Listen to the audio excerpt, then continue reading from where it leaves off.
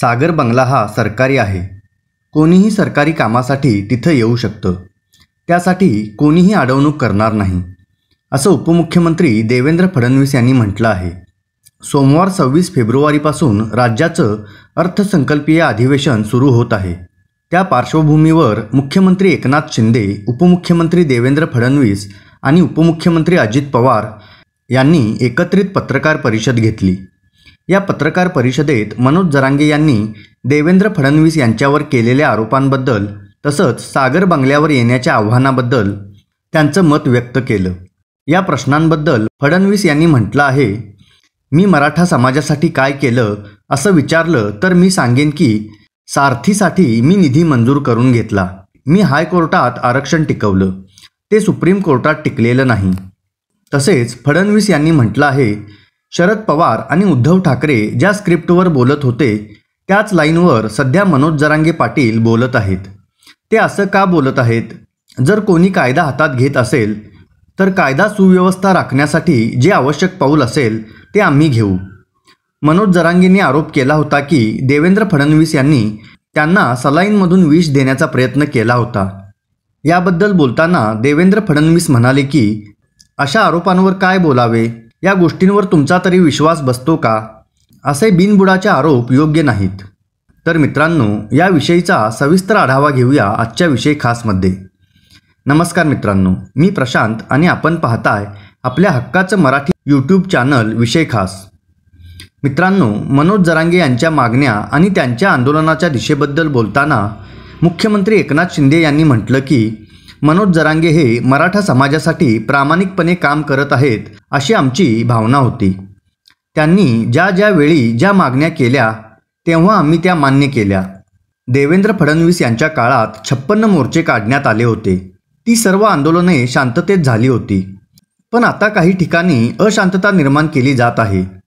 मी मुख्यमंत्री म्हणून कधीही मोठेपणा ठेवला नाही. मनोज जरांगेंची भाषा ही राजकीय भाषा वाटत आहे.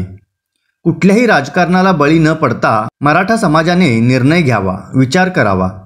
मुख्यमंत्री आणि उपमुख्यमंत्री यांच्या विरोधात त्यांनी गलिच्छ भाषा वापरली असं देखील एकनाथ शिंदे यांनी म्हटलं आहे. त्यांनी पुढे म्हटलं की देवेंद्र फडणवीस हे जर मराठा विरोधी असते तर त्यांनी दिलेलं आरक्षण हायकोर्टात कसं टिकलं असतं? ते आरक्षण सुप्रीम कोर्टात टिकलं नाही. ते कुणामुळं टिकलं नाही याचा विचार करावा. कायदा हा सर्वांसाठी समान आहे. आंदोलन करणाऱ्यांनी कायदा हातात घेऊ नये. प्रत्येकाने आपल्या मर्यादेत काम करावं. सरकार कुणालाही पाठीशी घालणार नाही. तर मित्रांनो, आपल्यालाही जाणून घ्यायचे असेल की मनोज जरांगे यांनी असे कोणते आरोप फडणवीसांवर केले आहेत. तर मित्रांनो, मी ब्राह्मणांवर टीका केली नाही. माझ्या गावातील ब्राह्मणांशी चांगले संबंध आहेत. पण देवेंद्र फडणवीस हे नेहमी पडद्याआडून सूत्र हलवतात असं म्हणत मनोज जरांगे यांनी पुन्हा एकदा देवेंद्र फडणवीसांवर टीका केली आहे. भांबेरीमध्ये पत्रकार परिषद घेत त्यांनी आपण मुंबईला जाण्यावर ठाम असल्याचं स्पष्ट केलं आहे. मला मुंबईला जाण्यापासून आता अडवू नका, असं जरांगे यांनी आपल्या समर्थकांना म्हटलं आहे. तसेच मला सलाईनमधून विष देण्याचा आणि माझा एन्काउंटर करण्याचा देवेंद्र फडणवीसांचा डाव होता. हे सगळं फडणवीसांचं षडयंत्र आहे, असा गंभीर आरोप मराठा आरक्षण मागणीचे आंदोलक मनोज जरांगे पाटील यांनी केला आहे.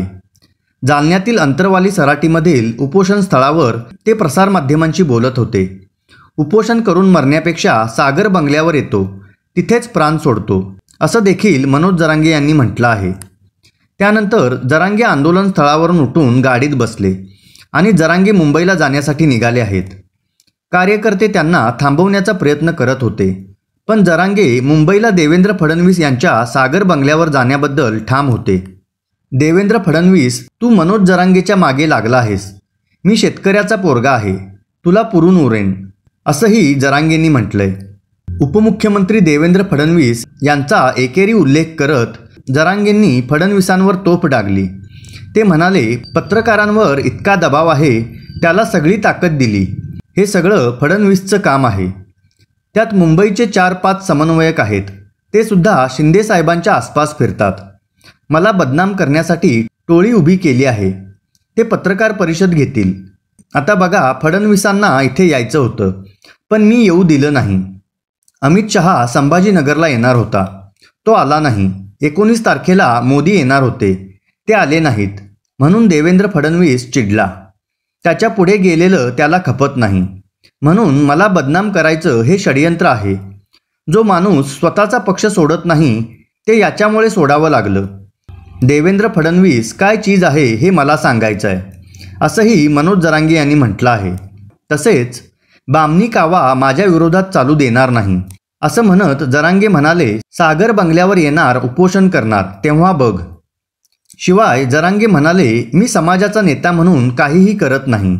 सामान्य घरातून आलेला शेतकऱ्याचा मुलगा म्हणून करत आहे. मला कशाचीही हाव नाही, पण समाजावर प्रेम आहे. त्यासाठीच हे घडलंय. मी स्वार्थी असतो तर आधीच उघडा पडलो असतो. कशाच्या तरी निमित्ताने माणूस उघडा पडतोच, पण मी समाजावरची निष्ठा ढळू दिलेली नाही. माझा देव समाज आहे आणि समाजावर निष्ठा असल्यानं मी समाजाला मायबाप म्हटलं आहे. सरकारनं 10% आरक्षण दिलं आहे. आपण ओबीसीतून मराठ्यांना सरसकट मागत आहोत. जे सिद्ध झालं आहे तेच. मराठा आणि कुणबी एकच आहेत हे सिद्ध झालंय. पण तुम्हाला सरसकट द्यायचं नसेल तर ज्यांचे पुरावे आढळले तर त्यांच्यासाठी सगळे सोयऱ्यांचा पर्याय काढला होता. सरकारच्या मदतीनं हा पर्याय काढला होता असं जरांगे म्हणाले. सरकारनं फडणवीसांच्या सांगण्यावर प्रमाणपत्र देणं बंद केलं.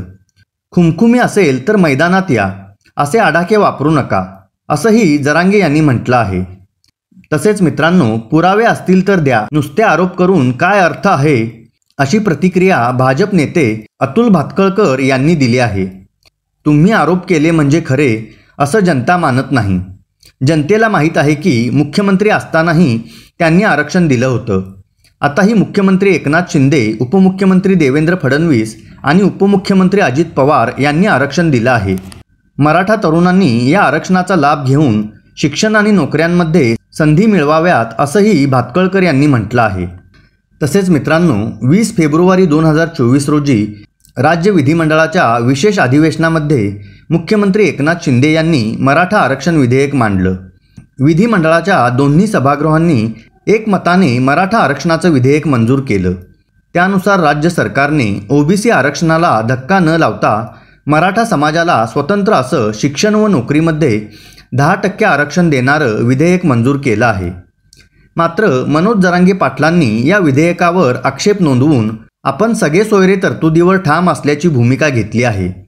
मनोज जरांगे यांनी मराठा समाजाची ताकद सर्वांना दिसेल असं म्हटलं आहे.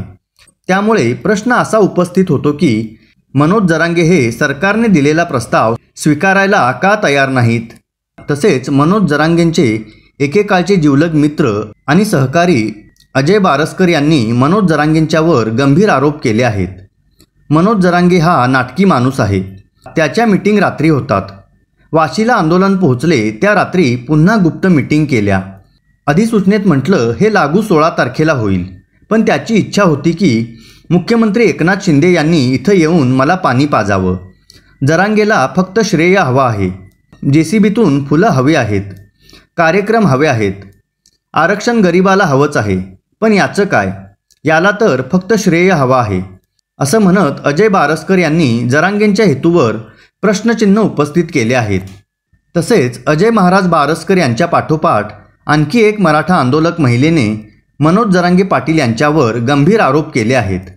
मराठा सहकारी संगीता वानखेडेने जरांगे पाटलांवर गंभीर आरोप केले.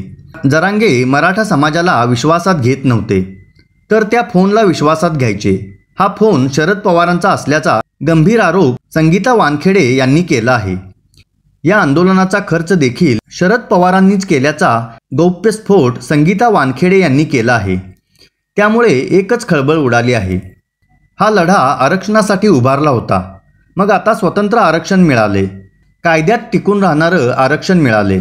ज्यांच्या नोंदी सापडल्या आहेत त्यांनाही ओबीसीतून आरक्षण मिळते. मग हा अट्टाहास कशासाठी, असा खडा सवाल यावेळी संगीता वानखेडे यांनी उपस्थित केला. मी मराठा समाजाची सहकारी होते. जो मराठा समाजासाठी आवाज उठवेल त्याच्यासाठी मी स्वतः उभी राहायची, असे संगीता वानखेडेंनी सांगितले. तसेच मी 1 महिन्यापूर्वी त्यांच्यासोबत होते. हा माणूस चुकतोय, समाजाची दिशाभूल करतोय, समाजाला गोंधळात टाकतोय. त्यामुळे याचा चेहरा आता समाजापुढे आला पाहिजे, यासाठी मी माध्यमांसमोर आल्याचे संगीता वानखेडे सांगतात. तर मित्रांनो, आपल्याला काय वाटतं? खरंच मनोज जरांगे कोणाच्या इशाऱ्यावरून मराठा आरक्षण आंदोलनाच्या माध्यमातून मराठा समाजाची दिशाभूल करत आहेत, की खरंच प्रामाणिकपणे मराठा समाजातील तरुण तरुणींना न्याय देण्यासाठी मराठा आरक्षणाचं आंदोलन करतायत? आपलं मत कमेंट करून आम्हाला नक्की कळवा व अशाच माहितीपूर्ण व्हिडिओजचे अपडेट मिळविण्यासाठी विषय खासला नक्की सबस्क्राईब करा.